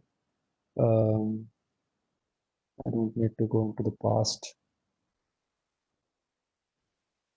So what I'm doing is I'm bringing that key figure, which I want to have put some value for the future. Okay. So I can right? The product for which I want to put the value is IBP 100. Customer is the first one. So basically, I want to have only one demand in week 41. Okay, so only one demand in week 41. Let me week 41. Let me put it in week 39. That will be easier. So 500 is the consensus demand. Say. So I only put for one customer. I did not put for other customers. Okay, so only one customer has this 500. So if I look at this Excel, I put the consensus demand as 500 here.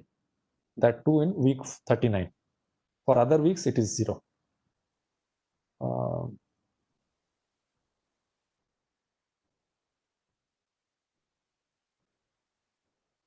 We have half an hour, so we will be able to finish it. Okay, so it is changed. So if we go to this template once again, there is nothing right now since I put it 500 quantity, so it will appear as 500.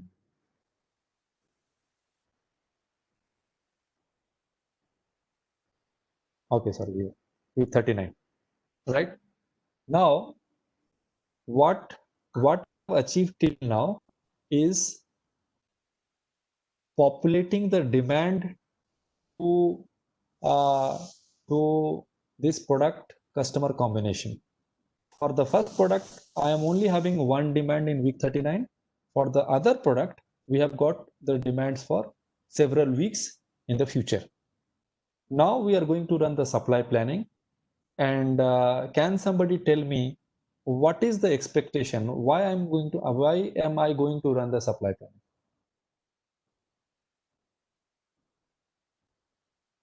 So I'm running the supply planning because this indicates to me that in week 39, while I am in week 34 right now, this customer is going to ask 500 quantity from me. So from me means this customer will be needing this. So which means I need to have a plan so that 500 quantity can be given to him in week 39, while I am in week 34 right now. But I need to have a plan so that in week 39 I can give him 500 quantity. So that plan will appear in this key figure, total customer receipt. So this 500 will result into a supply. So this is the demand for this customer, and you will get a supply element for this customer. Okay. Right now, since there is no supply, that's why there is a shortage of 500. It says that there is a shortage, there is no supply. Similarly, for the other product, you will see there is a shortage happening in each bucket. Whatever is the demand in each bucket, that is appearing as a supply shortage in the demand shortage in the each bucket. So this is one. This is at this level. Now you know this customer is going to get from 3710. So let's look at transportation tab. And what is the situation there? While this is loading up, let me go back to this. So consensus demand is the demand, total customer receipt is the receipt element. Always keep in mind, SAP works on this fundamental principle. This is applicable in S4 also. At each node, you will always able to see a demand and a receipt, Okay, so keep that in mind. Let me put it here below. So above is the master data, below is the most important transaction data. All right, now we come to here, and for simplicity, I just want to see, actually we want to see both.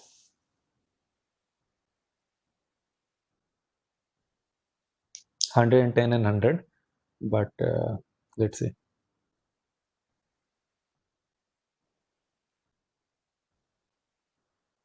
So this 100 is coming at 3710 from 1010. Sorry, you should have seen this also, DC to customer. So from where that customer is getting that product is here, this tab.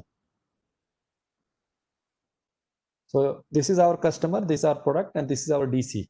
So this customer will get this product from this DC, and hence we will see a dependent customer demand at the DC. Okay, so right now it is blank, but we'll be able to see after our planning run, you will see the demand here.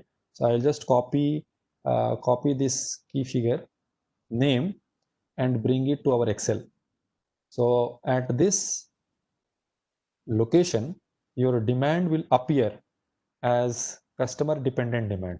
Okay, so once this customer receipt is created, it will also create a dependent customer demand. And at this DC, you will get receipt as so receipt is not appearing here, but you will get the receipt as that receipt is appearing here. So that comes as transport receipt. So this is the key figure. So this is the key figure. So the demand at that location is dependent customer demand, and the receipt at this this plant is transport receipt. Now, if we look at production tab, then we will be able to see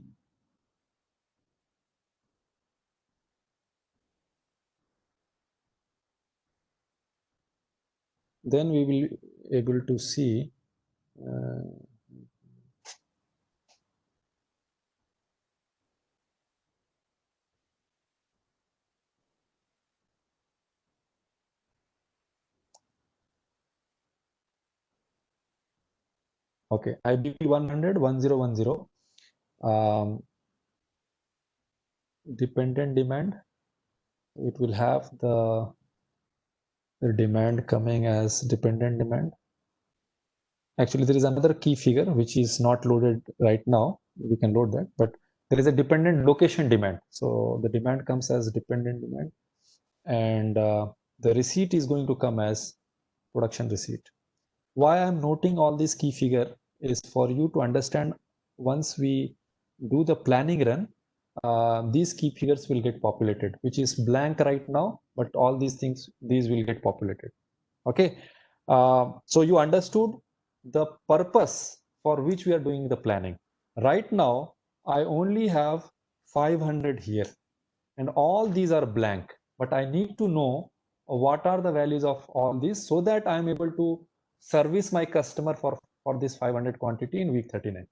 So you understood the purpose and why we are doing all this.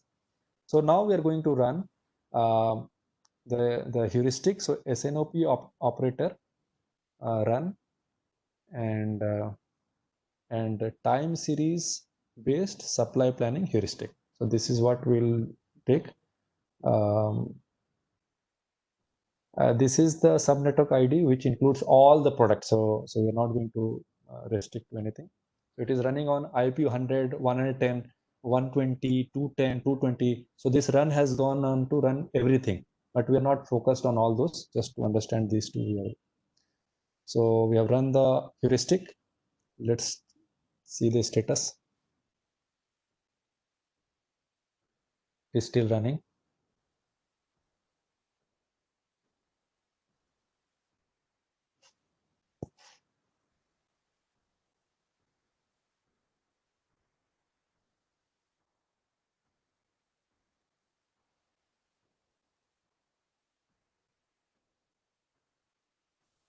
Let this run.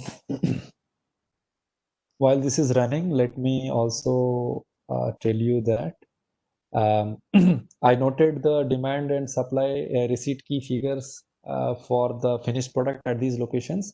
Similarly, you will get the dependent demand for this 103R as well, but the receipt is called external receipt. Okay, so that's a different key figure where the external receipts. So for this one, since this is in-house produced, so these two key figures are same for this one also.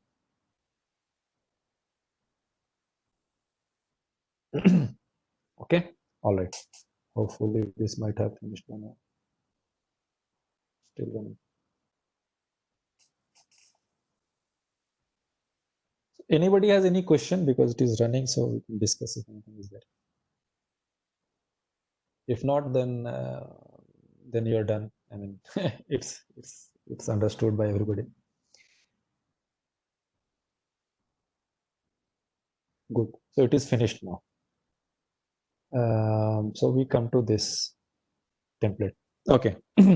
So just because that run has finished, what is my expectation? In this key figure, I will be able to see a 500 quantity here for this product. For the other product, IBP 110, I will be able to see 265 here, 298 here, 284 here, 239 here, whatever is the shortage or whatever is the demand, a corresponding receipt I will be able to see. Okay, I'll do a refresh, and the moment I do the refresh, all the sheets will be refreshed and all the key figures that we have noted will get updated. Okay, so refresh. So Pankaj, I just have one query. There is no key figure for current stock. So whether it is considering current stock, how we came to there is a key figure. I will show you, and if we Okay. have stock number, it will do that calculation that we have learned in the PPT. So I will show you. So you see here. So right now, today it is 21st August. Okay. So I am running my planning when I am on 21st of August, which means we are in week 34. But since we are doing a planning, so we are planning for a demand which is going to come after 5 weeks from now. So that demand is represented here as 500.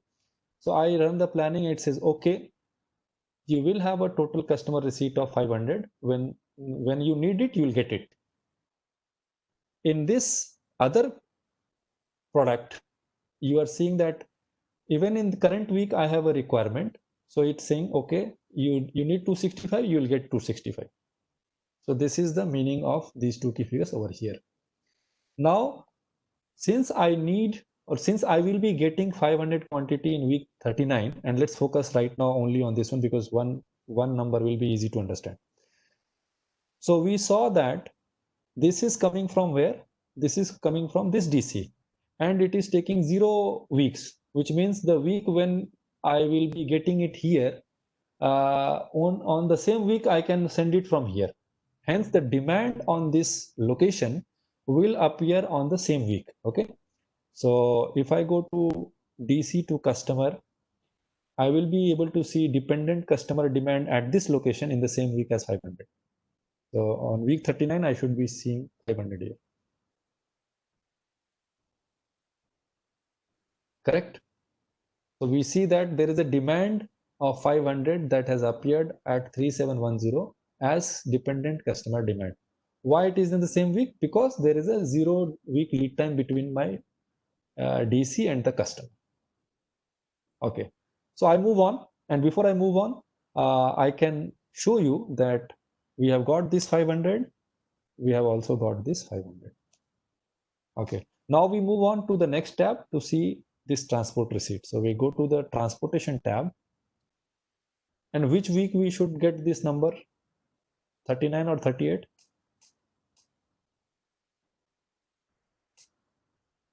So that 38. 38. So that 500 has become 400. This has happened because there is a stock on hand. So for this product at this location, there is 100 quantity. Yeah, on and stock of 100. On hand stock of 100 will be there.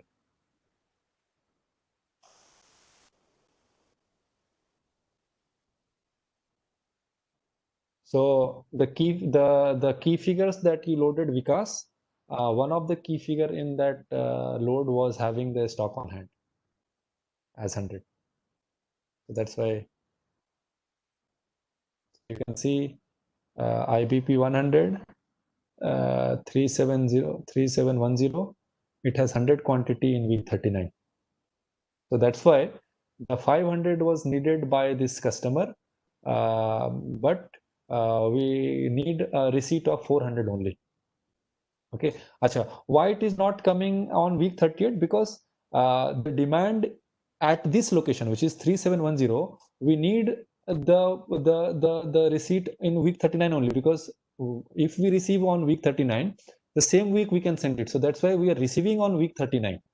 But the demand will go to 1010 on previous week. Okay, so here let me bring it down.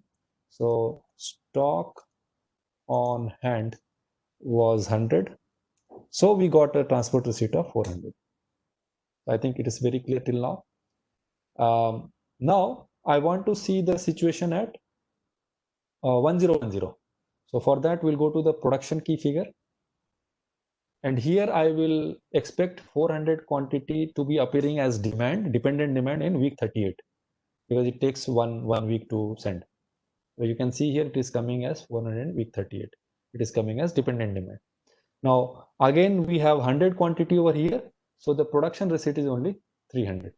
You see this is 300. So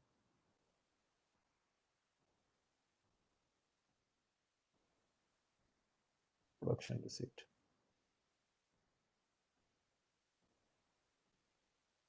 Production receipt, it is 300. And this dependent demand is 400. So clear? This is all clear till now? Now, before we go to these two guys, we will have to talk about capacity. So what it means that I am going to produce 300 quantity in week 38, which means what? The capacity of my resources will be utilized in week 38. So for that, we will have to come to this capacity tab.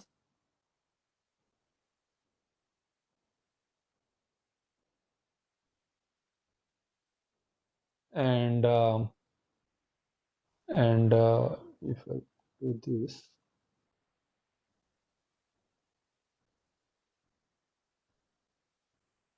so be attentive here.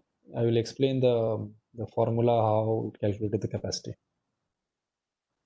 Okay, so at 10:10, right, assembly pack.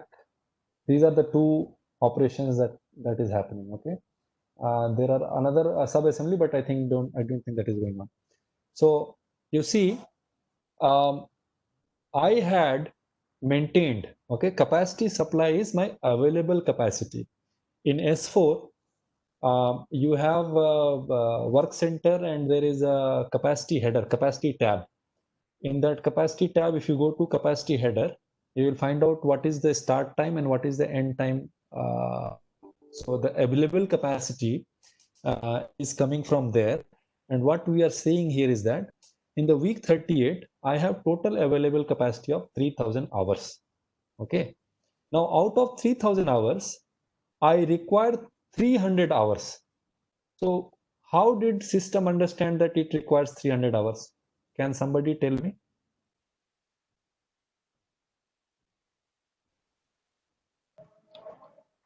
So I think for that 300 quantity, it requires 1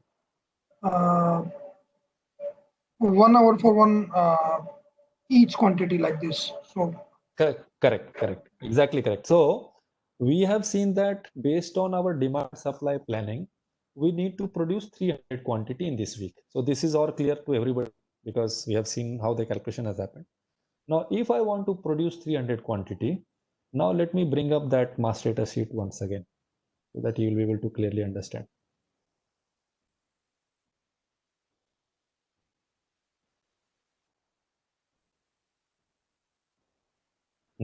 So here in this master data, production source resource, this is where we maintain the capacity consumption requirement. IB 100. So this is maintained as 1. So because of this, one quantity, because the base quantity was there as 1. So in the header, we had seen that there is a base quantity maintained. So if I show you the base quantity of IBP 100, the output coefficient, this is the output coefficient. So it says output coefficient is 1. So it means that for producing one quantity of IP 100 at 1010, I require 1 hour for assembly and 1 hour for packing. So assembly resource I will consume 1 hour, and so if I do for let me make it editable. Production source resource.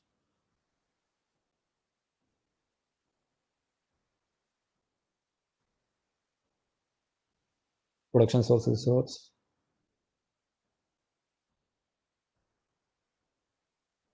If I make this as 2 and this as 3 and save it. So what will change now that I have done it? I think, so what will change here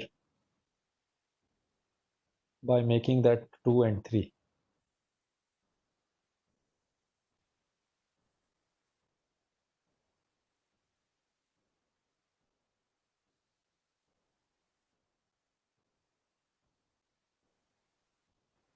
So I made that change. So what will happen? This 300 will become 600 and this 300 will become 900. Why? Because I need to produce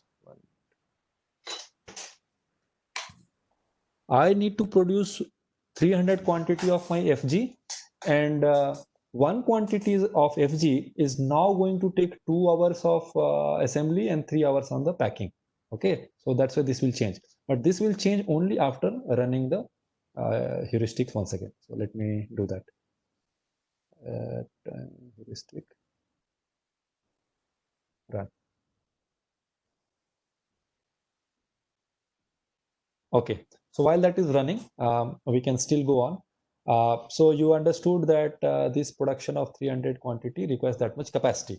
Now, obviously, the production of 300 quantity for this FG will also result in the requirement for my components. So we'll go to the component tab, okay, and we'll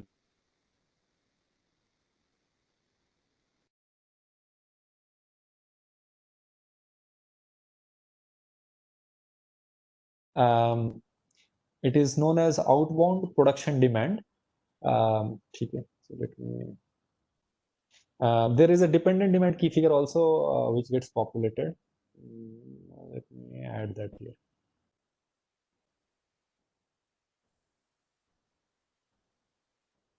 Dependent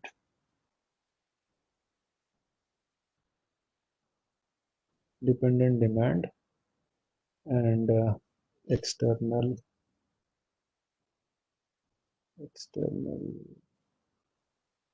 khali receipt.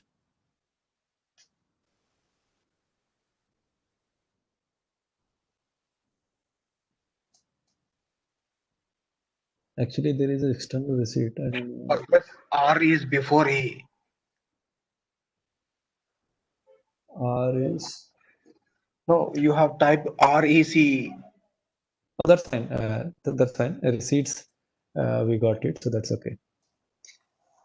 So, because the run has the run that has happened earlier, based on that, it created the dependent demand. Okay, here is the dependent demand. So IBP 100 has a dependent demand, and where is the IBP 103R? We'll have to change the.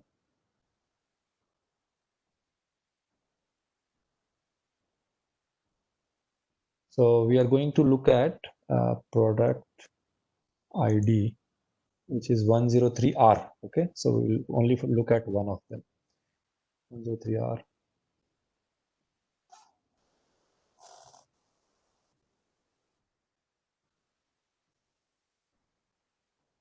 Okay, so you can see that 103R is required 300 quantity. Why?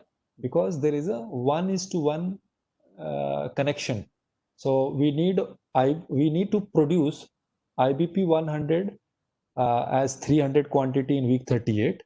Now, if we produce IBP 100 in 300 quantity, we need to have 300 quantity of 103R. Okay, because there is a 1:1 connection. And where is that 1:1 connection? I close that. But in the production source item, okay, let me bring it.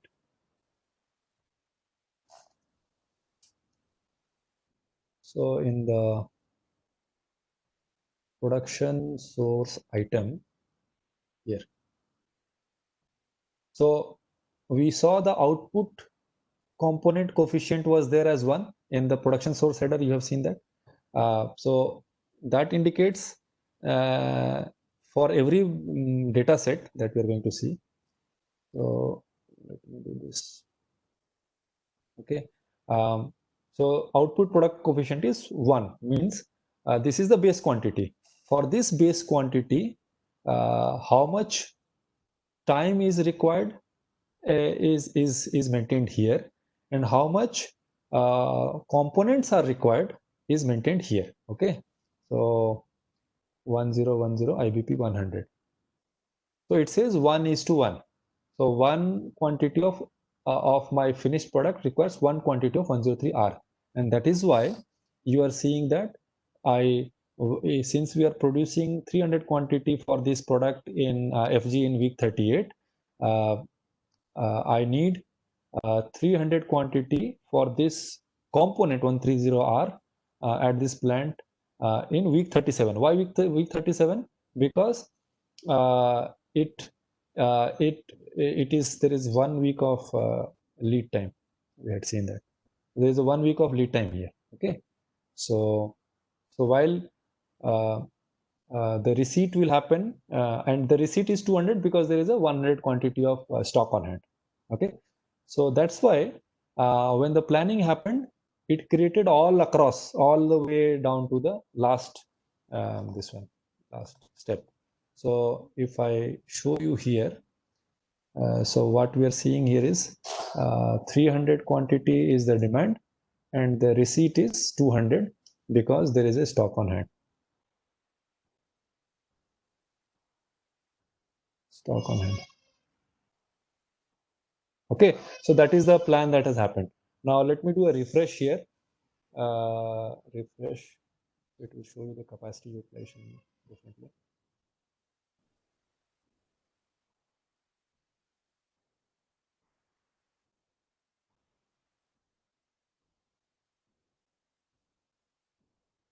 So you can see it is now 600 and this is 900, right? Very clear. And it shows us 2000 capacity has been consumed. So 3000 is the total capacity that I have. I'm consuming 600, so 20% capacity consumption is going on. If you look at this one, okay. Since we have not released the demand, so the planning has not resulted. So this is the capacity utilization. This is the components plan that you have got. So this is the meaning of your planning. But now understand, this is a plan which is to be executed in future. So right now we are in, but we want the purchasing for this raw material to come to us in week 37. So what will happen? This 200 quantity will go back to S4, will sit in MD04 as a purchase requisition. When we reach to week 36, which means when we reach to 1st September, for example, then we will take this purchase requisition in S4 and we will convert it into a PO. So that is how this will be bought in the first week of September. Then on the week 37, when you create the PO, the vendor will supply the material. So you will receive that material as 200 quantity in week 37, and then you will do the good issue, and then you'll start the production. Before starting the production, you will get this 300 as the planned order there in your MD04. So again, you will convert this planned order into production order in your S4, and then you will do the production. Similarly, you will have 400 quantity as STR in your S4, and once the production gets completed, you will convert that into STO, and then you'll load the truck with this 400 quantity, and you'll send it to this DC, which is 3710. So now you can understand a plan happens well ahead in time. The planned elements are kept in your MD04. When the time comes, you execute into execution order, and then based on that, you execute and you receive inventory, you move inventory, you produce inventory, and you transfer inventory. So that's the execution. So Pankaj, Pankaj, do don't we get get any number, like plan order number or purchase order number, STR number from IBP, or it's just only this quantity will reflect here? In IBP, there is no number. That is why it is called time series. So that's the difference between time series planning and order series planning. So within IBP, there is an order series planning module also. So in that module, you can see the order number for this 400. But in time series, only the number will appear. But when it gets integrated to S4 in MD04, you will see this has an order number there. So Pankaj, like in S4, we have to run MRP to get the plan order, or it is already created by this IBP? is the planned order.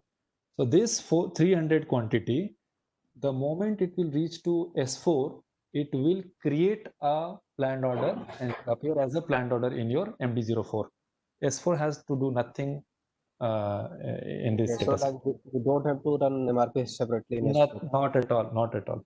MRP will create what? Planned order. This is the planned Right. order. So the moment it goes to a S4, it creates a planned order of 300 quantity. Oh, So that's why the key figures that we have seen here. So the customer planning does not happen in S4. So this transport receipt here, the key figure, it creates STR in S4, and which will become an STO when the time comes. So this is how this production receipt creates a planned order when it reaches S4, and that in turn will create a production or process order when executed. And similarly, this external receipt, this creates a purchase requisition when it reaches S4, and it will be created, it will convert into a purchase order.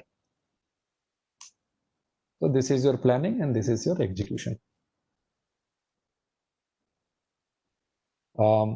We had seen, so there are multiple tabs now. There are n number of key figures in our in IBP already. Those key figures are there for enabling n number of different complexity that can happen. Okay, I did not show you the safety stock key figures here, but there are 5-7 safety stock related key figure, target stock. So there are n number of things that are there in IBP, which you will explore when you work a little bit more. And then there were also n number of attributes that we have seen. So I have not shown you the impact of minimum lot size, the impact of periodic lot size. So all those features are there. There are so many features that we can spend an entire lifetime to understand all the things that it can do. But what we learned today is the very, very basic foundation, that what is supply planning, what is the meaning, which key figures get populated. So now with addition of those attributes and those key figures, what is going to happen? This 300 will become 600. So something will change, but the key figures remain the same. The output is going to come in this key figure only. It may happen that the output will come in week 37 instead of week 38. So those things can happen, but the output key figure is going to remain the same. The basic logic is going to remain the same.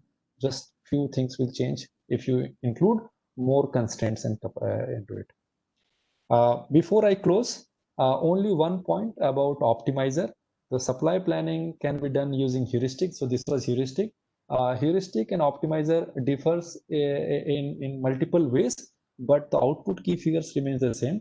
But one of the important things that optimizer enables is the capacity constraining.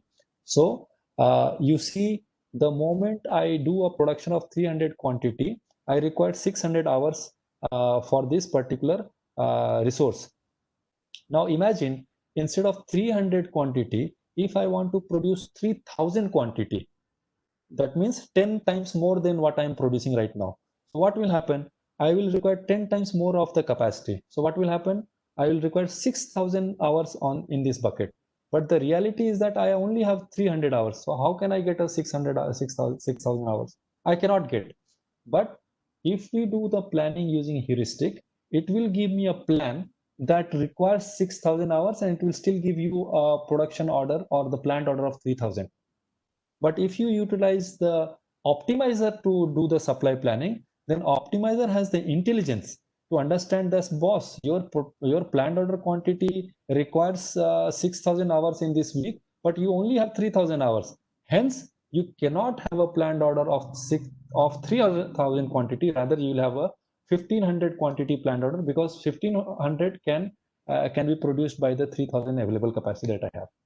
So that's one of the fundamental difference between heuristic and optimizer based supply planning, that optimizer based supply planning is a capacity constraint plan.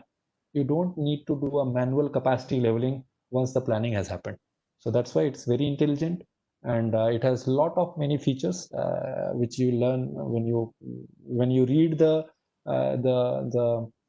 help documentation. Here the capacity, the optimizer related templates are already there. So 51 and 52 are for optimizer. 52 we maintain the cost, and 51 is similar to the 50. But you should do once you have more time and you do the project. So I think I will take a pause. In fact, it's time to wind up the session. So finally, anybody has any question on the supply planning?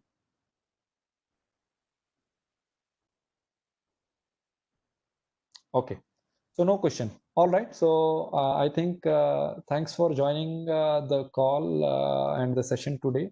It's the last session.